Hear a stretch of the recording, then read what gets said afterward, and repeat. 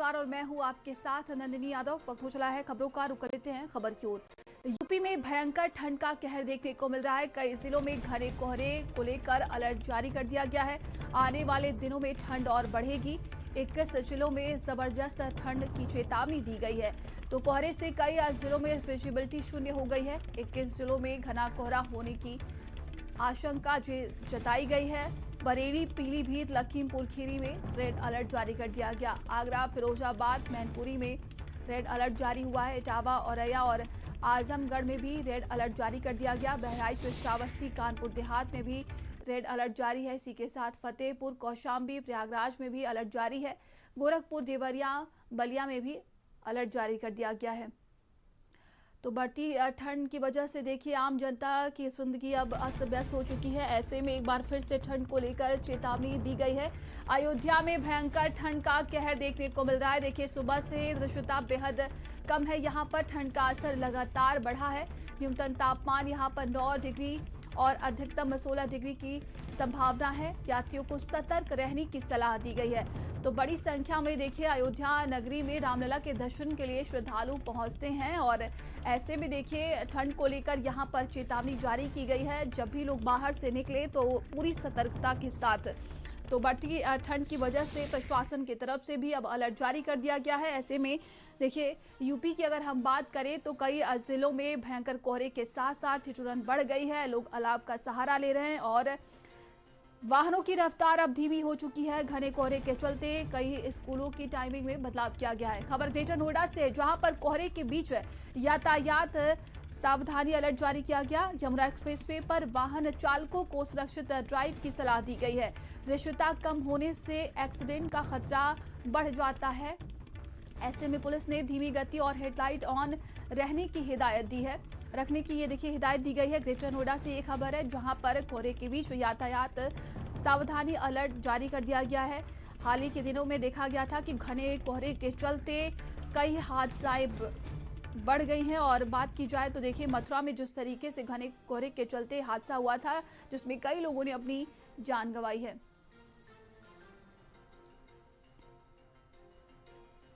और ज्यादा जानकारी के साथ सहयोगी दानिश और सहयोगी रुपेश हमारे साथ जुड़ गए हैं। दानिश, आपका रुख करते हैं। देखिए लगातार देखा जा रहा है कि अब ठंड बढ़ने वाली है। ऐसे में प्रशासन की तरफ से अलर्ट जारी कर दिया गया है, लेकिन यातायात सुरक्षा को लेकर भी सलाह दी गई है।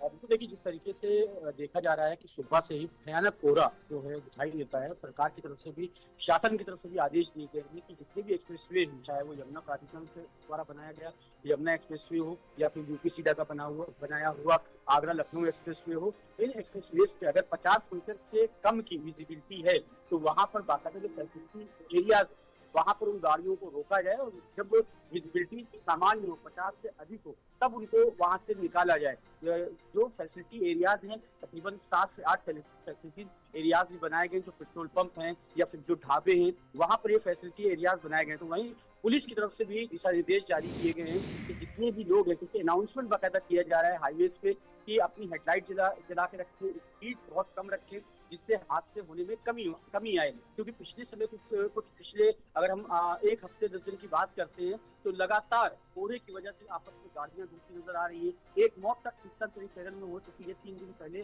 तकरीबन 20 गाड़ियां आपस में लड़ी थी और एक मौत उसमें सामने आई थी, जिसको देखते हुए नोएडा पुलिस ने भी यातायात एडवाइजरी जारी करी है और कोहरे को लेकर साफ तौर से ये कहा गया है कि स्पीड जो है अपनी कम रखें। साथ ही जो हेडलाइट है, फॉग लाइट है, वो जला के रखें, जिससे कम से कम आगे की जो विजिबिलिटी है वो साफ उनको नजर आए। कोहरे की वजह से विजिबिलिटी काफी ज्यादा कम हो जाती है, जिसकी वजह से अगर कोई भी गाड़ी आगे रुक जाती है तो पीछे जो गाड़ियां आ रही हैं उनका आपस में टकराने का जो एक कह सकते हैं संभावना वो बढ़ जाती है। और जिस तरह मथुरा में हादसा हुआ, बस में आग लगी, जाने चली गई, 13 जाने उसमें चली गई, उसके बाद से कहीं ना कहीं जो स्थानीय प्रशासन है, चाहे वो नोएडा का हो, ग्रेटर नोएडा का हो और एक्सप्रेसवे में लगने वाले अलीगढ़, मथुरा, आगरा, क्योंकि वहाँ 3 जिले लगते हैं, ये सारे के सारे जिले एक्टिव मोड पे हैं। और साथ ही पुलिस भी लगातार पेट्रोलिंग पुलिस ने बढ़ाई है। अगर कोई गाड़ी ओवर स्पीड दिखती है तो बाकायदा गाड़ी को रोकने का प्रयास किया जाता है, क्योंकि अगर ज्यादा स्पीड में गाड़ी रहेगी तो हादसे की जो संभावना है वो बढ़ जाती है। और अभी शुरुआत है, 9 से 10 पारा गिर रहा है और अभी गिरेगा और गिरेगा और कोहरा और बढ़ेगा, क्योंकि बताया जाता है कि 25 दिसंबर के बाद कोहरे की स्थिति और बिगड़ेगी और जो सुबह के हालात 7 से 8 बजे रहते हैं वो बिल्कुल, हालात 10 ऐसे से में 11 आम बजे दोपहर जनता के को टाइम भी रहेगा। सावधानी बरतनी होगी और अयोध्या से सहयोगी रुपेश हमारे साथ जुड़े हुए हैं। रुपेश, देखिए बड़ी संख्या में अयोध्या नगरी में श्रद्धालु यहां पर पहुंचते हैं और यात्रियों के लिए यहां पर चेतावनी जारी की गई है कि अपनी वो सुरक्षा का ख्याल रखें। देखिए, बिल्कुल सही कह रही हैं बात। इसे अगर बात की जाए तो इस समय कोहरा का जो ठंड का कहर है वो जारी है और देखा जाए तो नगर निगम भी जो है अपनी व्यवस्थाओं के पीछे नहीं है। अगर देखा जाए तो लगभग 45 स्थानों पर जो है अलाव की व्यवस्था की गई है, 7 स्थानों पर जो है रैन बसेरे की व्यवस्था की गई है। जो अगर बात की जाए तो रोडवेज हो, चाहे रेलवे स्टेशन हो और चाहे आपका अयोध्या हो, अयोध्या धाम रेलवे स्टेशन, वहाँ उसके बाहर बाकायदा अलाव की व्यवस्था की गई है। जो श्रद्धालु अयोध्या पहुंच रहे हैं उनके लिए भी खास इंतजाम किए गए हैं। जहाँ पर उनका ठहराव है वहाँ बाकायदा जो नगर निगम सूखी लकड़ियाँ गिरा रहा है और बाकायदा उसको जलाने के वो कर रहा उपाय कर रहा है। तो पूरी अयोध्या में जहाँ जहाँ व्यवस्था की जा रही है वो अलाव की, वहाँ पर व्यवस्था ठीक ठाक है। अगर देखा जाए तो जो है लगभग जो है 7 स्थानों पर रैन बसेरे बनाए गए हैं, जहाँ पर रैन बसेरे में पूरी व्यवस्था की गई है। रजाई की व्यवस्था की गई है, गुड नाइट की व्यवस्था की गई है। बाकायदा जो उनके जो यात्री आएंगे, श्रद्धालु आएंगे, उनके ठहरने की व्यवस्था की गई है। तो अयोध्या में भी ठंड का कहर जारी है, लेकिन जो व्यवस्थाएं है नगर निगम की तरफ से, प्रशासन की तरफ से, वो बिल्कुल पूरी तरह की गई हैं। लेकिन जैसा देखा जा रहा है कि विजिबिलिटी जो है 3.3 में बताई गई सुबह की है, उसको देखते हुए जगह जगह क्योंकि ठंड का माहौल चल रहा है इस समय और कोहरा भी गिर रहा है। यहाँ तक कि जो अयोध्या के जो जिला अधिकारी हैं निखिल टीकाराम पुण्य, उनके आदेशानुसार जो है स्कूलों जी के समय में भी बदलाव किया गया है। जी। तो 1 से लेकर के 8 तक कक्षा के जो विद्यार्थी हैं, जो उनके समय में परिवर्तन किया गया है। सुबह 10 से लेकर 3:30 बजे तक का क्लास जी लगाई जी। जाएगी और उसके बाद जो है अगर इसका कोई पालन नहीं करेगा उस पर कार्रवाई करने की बात जिलाधिकारी ने कही है। तो जी पूरी तरह से अगर बात की जाए जो है ठंड का कहर को देखते हुए अयोध्या में जो है व्यवस्थाएं की गई हैं, नगर निगम ने व्यवस्थाएं की है, जिला प्रशासन भी उसमें चूका नहीं है जी और पूरी व्यवस्थाओं को देख रहा है। अगर बात की जाए अयोध्या के जो कमिश्नर हैं राजेश कुमार, बाकायदा जो है अधिकारियों के साथ जहाँ जहाँ जो है रैन बसेरे बनाए गए हैं, जहाँ जहाँ जो है श्रद्धालु आ रहे हैं जी और जी। रुक रहे हैं, उनकी व्यवस्थाओं को देख रहे हैं, उसको मेंटेन करने की कोशिश कर रहे हैं, अधिकारियों को निर्देशित कर रहे हैं। तो पूरी तमाम तरह से जानकारी के अयोध्या लिए आप दोनों का बहुत बहुत धन्यवाद। आगे बढ़ते हैं, खबर अमरोहा से है जहां पर जिले में छाया घना कोहरा, विजिबिलिटी शून्य है, वाहनों की रफ्तार धीमी हो गई। नेशनल हाईवे पर रेंग रेंग कर वाहन चल रहे हैं, वहीं हाईवे पर नहीं लगाए गए हैं लाइट डिटेक्टर। तो देखिए घने कोहरे के चलते विजिबिलिटी बेहद कम हो चुकी है। ऐसे में कहा जा सकता है कि हादसे बढ़ जाते हैं अगर तेज रफ्तार वाहन चलाए जाते हैं, लेकिन बढ़ती ठंड के साथ साथ घने कोहरे के बीच वाहनों की रफ्तार धीमी हुई है।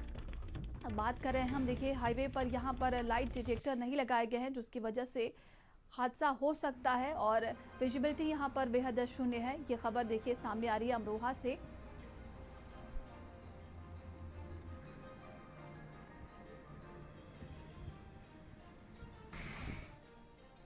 आगे बढ़ते हैं और रायबरेली में ठंड का प्रकोप बढ़ रहा है। सड़कों पर वाहनों की रफ्तार थमी हुई है। शीतलहर व गलन से लोग परेशान हो चुके हैं।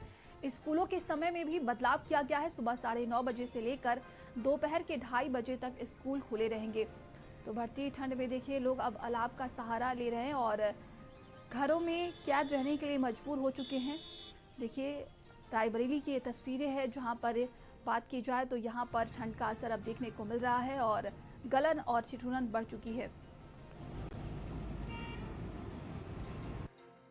उत्तर प्रदेश के कई जनपदों में देखा जा रहा है ठंड का प्रकोप लगातार बढ़ रहा है। वहीं अगर बात रायबरेली जनपद की कर ली जाए तो रायबरेली जनपद में भी लगातार ठंड का प्रकोप बढ़ रहा है, जिससे न सिर्फ लोगों को दिक्कतें हो रही हैं बल्कि उन मासूम बच्चों को भी सबसे ज्यादा दिक्कतें हो रही हैं जिनको डेली स्कूल जाना पड़ रहा है। इस समय हमारी मौजूदगी रायबरेली के सारस चौराहे पर है, यानी लखनऊ प्रयागराज नेशनल हाईवे के बीच में ये सारस चौराहा है। यहाँ पर तस्वीरें दिखाएंगे, जो भी वाहन सड़कों पर गुजर रहे हैं वो फाग लाइट जलाकर ही सड़कों पर गुजर रहे हैं। वही वाहनों की रफ्तार भी पूरी तरह से थमती हुई दिखाई दे रही है। जो वाहन सड़कों पर फर्राटा भरते हुए दिखाई दे रहे थे, लेकिन वो बीते 2 दिनों से उन वाहनों की रफ्तार पूरी तरह से थम गई है और वाहन सड़कों पर रेंगते हुए दिखाई दे रहे हैं। वही भीषण ठंड व शीतलहर को देखते हुए रायबरेली की जिलाधिकारी हर्षिता माथुर ने विद्यालय की टाइमिंगों में भी बदलाव कर दिया है। कक्षा 1 से लेकर 8 तक के सभी बोर्डों के विद्यालयों की टाइमिंग बदल दी गई है। अब यह विद्यालय 9:30 बजे से लेकर 2:30 बजे तक संचालित होंगे। जिलाधिकारी ने बीएसए को बकायदा इसका निर्देश दिया और उसके बाद बीएसए के द्वारा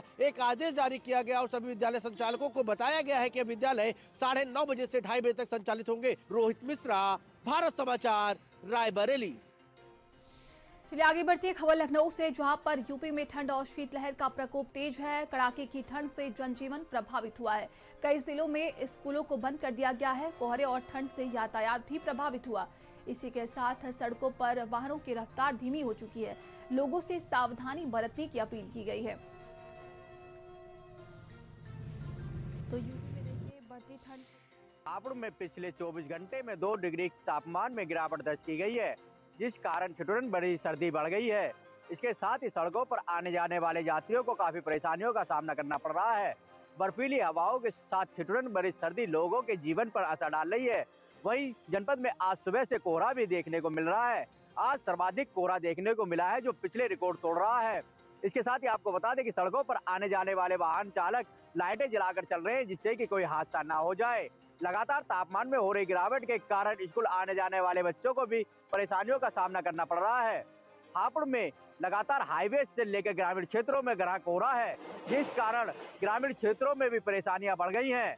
आने वाले समय में भी इसी तरह की तापमान में गिरावट दर्ज होना बताया जा रहा है। राहुल गौतम, भारत समाचार, हापुड़। भीषण ठंड और गलन के साथ कोहरे ने दस्तक दी तो सड़कों पर वाहनों की रफ्तार थम गई। कुल मिलाकर जिस तरीके से ठंड का असर है, उससे अब लोगों की दिनचर्या भी बदल गई है। हालात यह है कि लोग अब घरों में दुपकने को मजबूर हैं। वहीं मौसम विभाग की माने तो आगामी कुछ दिनों तक अभी कोहरे और ठंड का असर लोगों को झेलना पड़ेगा। अंबेडकर नगर से वेद प्रकाश पाठक, भारत समाचार। चलिए आगे बढ़ते हैं और यूपी विधानसभा का शीतकालीन सत्र आज से उसकी शुरुआत हो रही है। 19 से लेकर 24 दिसंबर तक चलेगा शीतकालीन सत्र। पहले दिन स्वर्गीय सुधाकर सिंह के निधन पर शोक सभा है और शोक सभा प्रस्ताव के बाद स्थगित होगी कार्यवाही। वहीं शनिवार रविवार को अवकाश के चलते कार्यवाही नहीं है। 22 दिसंबर को अनुपूरक बजट पेश किया जाएगा। 22 दिसंबर को ही वंदे मातरम पर चर्चा भी होगी। वहीं 23 दिसंबर को विधायी कार्य संपन्न किए जाएंगे। 24 दिसंबर को अनुपूरक बजट पर विस्तृत चर्चा की जाएगी। यूपी विधानमंडल का शीतकालीन सत्र आज से इसकी शुरुआत हो रही है। सत्र के हंगामेदार रहने के आसार है। सरकार अनुपूरक बजट पेश करने पर जोर देगी। कई अहम विधेयक पारित कराने की पूरी तैयारी है। उत्तर प्रदेश विधानसभा शीतकालीन सत्र की आज से शुरुआत हो रही है। आज इसका पहला दिन है और ये देखा जा रहा है कि विपक्ष आज लगातार सरकार को घेरने के मूड में है। तमाम तरीके के मुद्दों को लेकर विपक्ष सरकार पर आक्रामक दिखाई दे रहा है, जिसमें नशीला कप सिरप मामला है। उसी के साथ साथ नीतीश कुमार ने एक महिला के साथ जिस तरीके का व्यवहार किया और उसके बाद बढ़ते हुए प्रदूषण की बात करी जाए, प्रतियोगी परीक्षाओं की बात करी जाए या फिर बात करी जाए बेरोजगारी की, ऐसे तमाम मुद्दों को लेकर विपक्ष सदन में आज आक्रामक दिखाई देगा। और उसी को लेकर आज विधानसभा के आसपास भी भारी पुलिस व्यवस्था यहां पर लगाई गई है कि विपक्ष कहीं सड़कों पर उतरकर प्रदर्शन ना कर दे। आज विधानसभा के पहले दिन की कार्यवाही बहुत महत्वपूर्ण रहने वाली है। खुद मुख्यमंत्री योगी आदित्यनाथ भी आज सदन में मौजूद रहेंगे। अब ये देखना दिलचस्प होगा कि आज सदन की कार्यवाही के पहले दिन विपक्ष किस तरीके से सत्ता पक्ष को घेरने का काम करता है। लखनऊ से वीडियो जर्नलिस्ट पंकज निगम के साथ संदीप खेर, भारत समाचार। और ये बड़ी खबर लखनऊ से, जहां पर आज से विधानसभा का शीतकालीन सत्र इसकी शुरुआत हो रही है। विधानसभा के सामने सुरक्षा बढ़ा दी गई है। पुलिस की यहां पर सुरक्षा बढ़ाई गई है। दमकल की गाड़ियां तैनात कर दी गई हैं। सुरक्षा के मद्देनजर ट्रैफिक डायवर्जन किया गया। विपक्ष सरकार को घेरने की तैयारी में है। कोरिन कप सिरप मुद्दा सदन में उठेगा।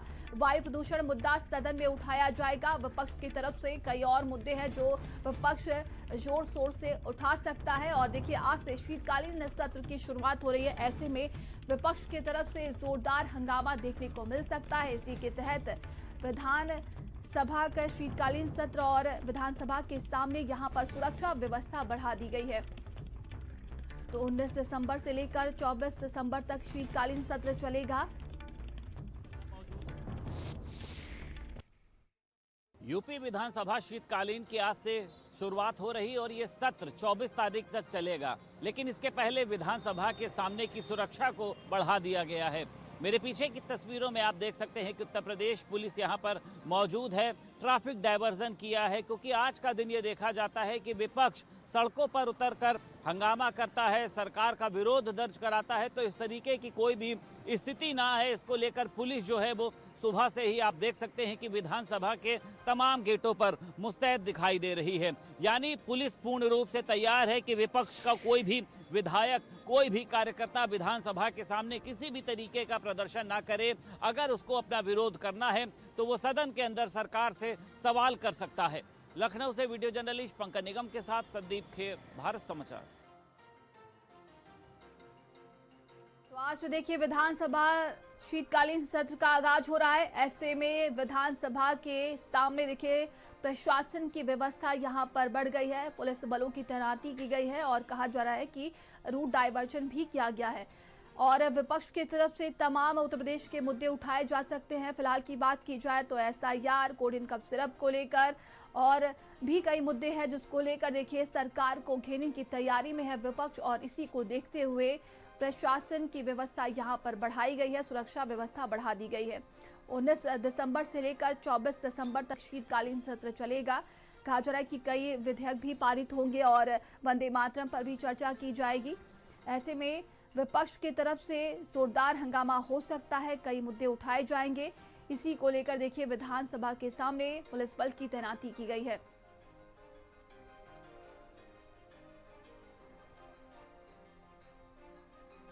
तो शीतकालीन सत्र का आज से आगाज हो रहा है और विधानसभा के सामने देखिए पुलिस बल की तैनाती की गई है।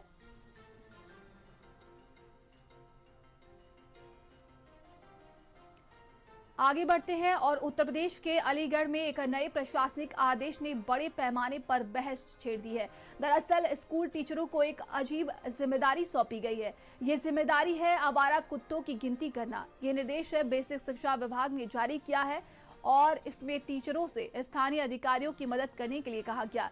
ऐसा इसलिए ताकि उन इलाकों की पहचान की जा सके जहां आवारा कुत्ते समस्या पैदा कर रहे हैं। इसी बीच आइए जानते हैं कि क्या टीचरों को इलाके के लिए कुछ अलग से पैसा मिलेगा या नहीं।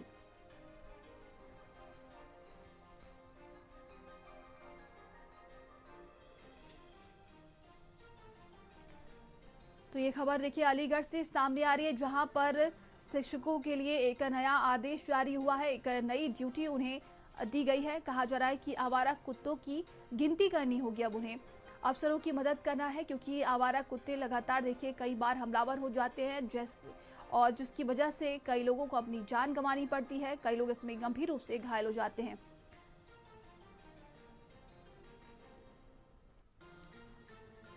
तो ये बड़ी जिम्मेदारी दी गई है शिक्षकों के लिए। आपको ये बड़ी खबर हम अलीगढ़ से बता रहे हैं और इसी को लेकर देखिए अब ये चर्चा का विषय बना हुआ है और एक नई बहस छिड़ गई है। आगे बढ़ते हैं। संभल के कोतवाली क्षेत्र के यशोदा चौराहे के पास एक होटल में खाना खा रहे ग्राहकों के साथ PSC के जवानों ने मारपीट की है। घटना होटल के CCTV कैमरे में कैद हो गई है। SP ने CO संभल को जांच सौंपी है। पीड़ित ग्राहक ने थाना पुलिस को लिखित शिकायत देकर कार्रवाई की मांग की है।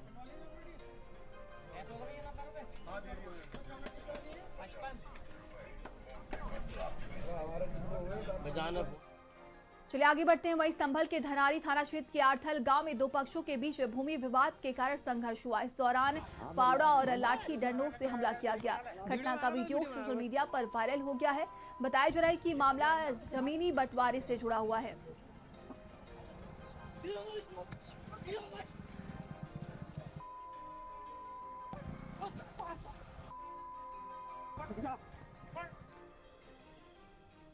वहीं पीलीभीत के अमरिया थाना क्षेत्र के कैचुटांडा गांव में लेन देन को लेकर दो गुटों के बीच में जमकर मारपीट हुई है। महिलाओं सहित आधा दर्जन हमलावरों ने घर में घुसकर हमला किया।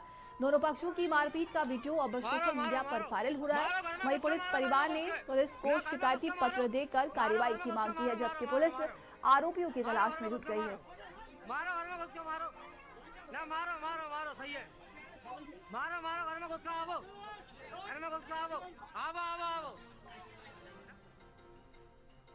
आगे बढ़ते हैं। श्रावस्ती के नासिरगंज में बदला चौराहे के पास भीषण सड़क हादसा हुआ है, जिसमें तेज रफ्तार अज्ञात वाहन ने बाइक सवार युवक को टक्कर मार दी। घायल युवक दिकौली जा रहा था और टक्कर में उसका पैर टूट गया। पुलिस ने घायल को एम्बुलेंस से सीएचसी मल्हीपुर भेजा, जहां प्राथमिक उपचार के दौरान उसे जिला अस्पताल भिंगा रेफर कर दिया गया।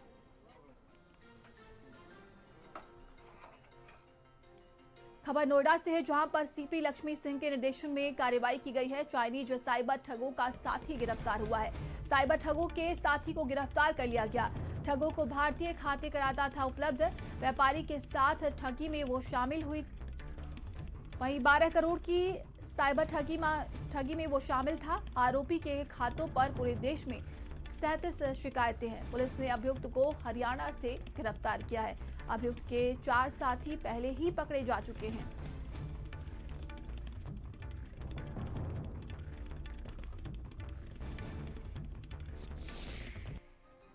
कुछ समय पूर्व थाना साइबर क्राइम गौतम बुद्ध नगर में एक अभियोग पंजीकृत किया गया था, जिसमें पीड़ित से इन्वेस्टमेंट के नाम पर 12 करोड़ रुपयों की ठगी की गई थी।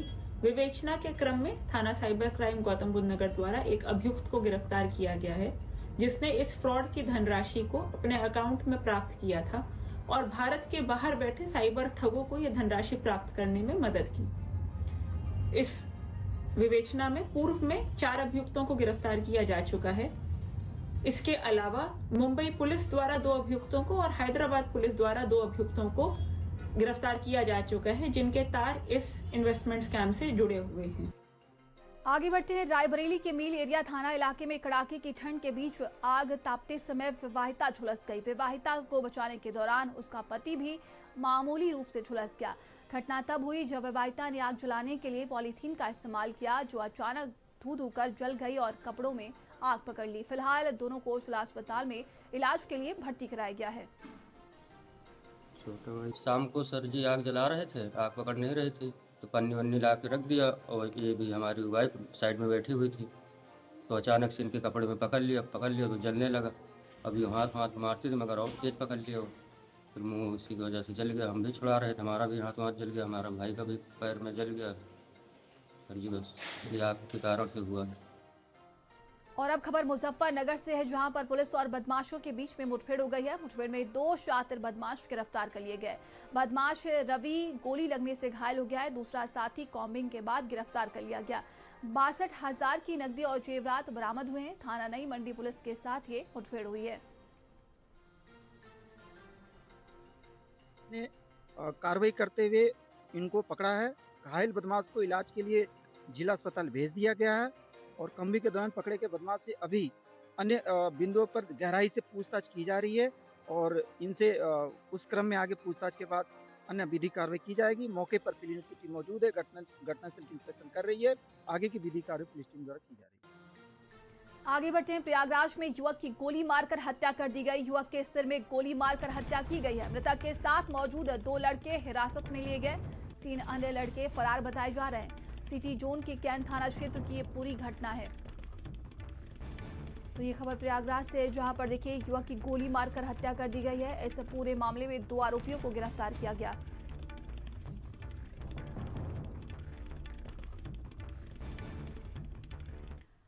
आगे बढ़ते हैं और यूपी पंचायत चुनाव से जुड़ी ये बड़ी खबर सामने आ रही है। मतदाता सूची में 1.81 करोड़ नए नाम जुड़े हैं।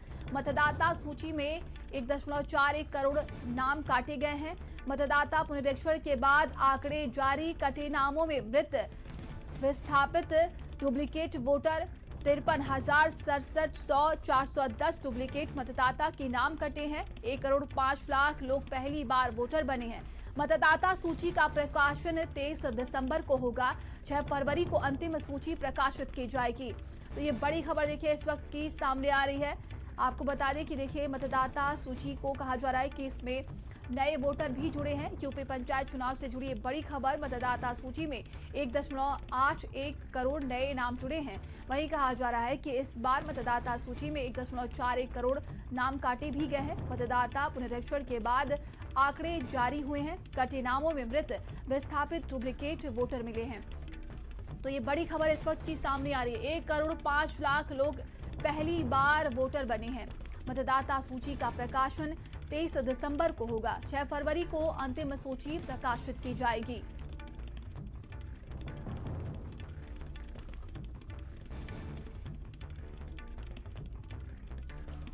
संवाददाता संदीप हमारे साथ जुड़ गए। संदीप, पंचायत चुनाव को लेकर ये बड़ी खबर सामने आ रही है और कई देखिए बड़ी संख्या में नए वोटर भी इस बार जुड़े हैं।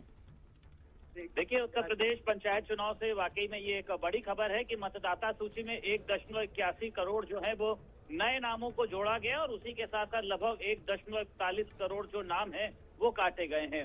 मतदाता पुनरीक्षण के बाद में ये बड़े आंकड़े जो है वो सामने आए हैं, लेकिन ये भी देखा गया है कि जो नाम काटे गए हैं उनमें कटे नामों में मृत हैं, विस्थापित हैं या फिर डुप्लीकेट वोटर हैं जिनके कई जगहों पर वोट थे। इसमें ये देखा गया है कि डुप्लीकेट जो वोटर हैं वो लगभग जो इसमें आप संख्या देख सकती हैं कि एक बड़ी संख्या, और उसी के साथ साथ इसमें सबसे बड़ी बात देखिए ये भी है कि 1.5 करोड़ लोग जो हैं वो पहली बार वोटर बने हैं, यानी जिन्होंने 18 साल की अपनी उम्र को पार किया है। मतदाता सूची का प्रकाशन जो है वो 23 दिसंबर को होगा और 6 फरवरी को अंतिम जो सूची है वो प्रकाशित की जाएगी। सभी को पता है कि इस समय देखिए वोटर लिस्ट सफाई का काम चल रहा है। इसको लेकर चुनाव आयोग का तमाम तरीके के सवाल भी उठे कि एसआईआर में गड़बड़ी की जा रही है। तमाम चीजें जो है आपने देखा कि विपक्ष ने भी जो है इसको एक हथियार के रूप में पेश किया है, लेकिन तमाम तरीके के जो ये कहा जा सकता है कि आंकड़े सामने आ रहे हैं, इससे एक बात तो स्पष्ट है कि अभी तक जो है कई ऐसे जो नाम थे जो मृत रूप से जुड़े हुए थे, तो इनके वोटर कहीं ना कहीं पे डाले जा रहे होंगे, यानी इसका मिसयूज हो रहा था। और उसी के साथ साथ देखिए अगर बात करी जाए डुप्लीकेट वोटर जिनका एक जगह पर कई मतलब स्थानों पर उनका वोट होता था, ऐसे तमाम लोगों के नामों को काटा गया है। तमाम जानकारी के लिए आपका बहुत बहुत धन्यवाद। तो ये बड़ी खबर देखिए, यूपी पंचायत चुनाव से जुड़ी ये बड़ी खबर सामने आ रही है। 6 फरवरी को अंतिम सूची जारी की जाएगी। यूपी पंचायत चुनाव से जुड़ी बड़ी खबर इस वक्त की सामने आ रही है।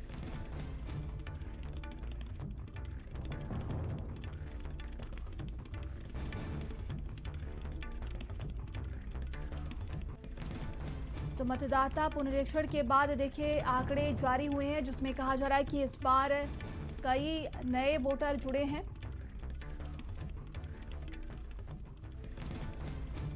वहीं डुप्लीकेट मतदाताओं के नाम काट दिए गए हैं। 1.5 करोड़ लोग पहली बार इसमें वोटर बने हैं और इसी के साथ मतदाता सूची का प्रकाशन 23 दिसंबर को होगा।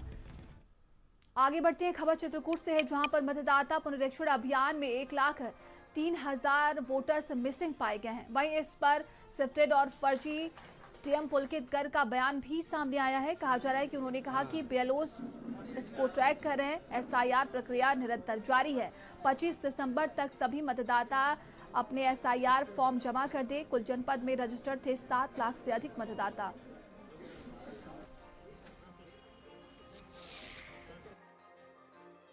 देखिए लगभग जनपद में 7.5 लाख वोटर जो हैं वो एसआईआर से पूर्व में पंजीकृत थे और आप जैसे जानते हैं कि एसआईआर में प्रत्येक वोटर के घर गए बीएलओस, प्रत्येक वोटर को 2 फॉर्म्स दिए गए थे और वोटर को जो है भर के एक फॉर्म वापस करना था बीएलओस को।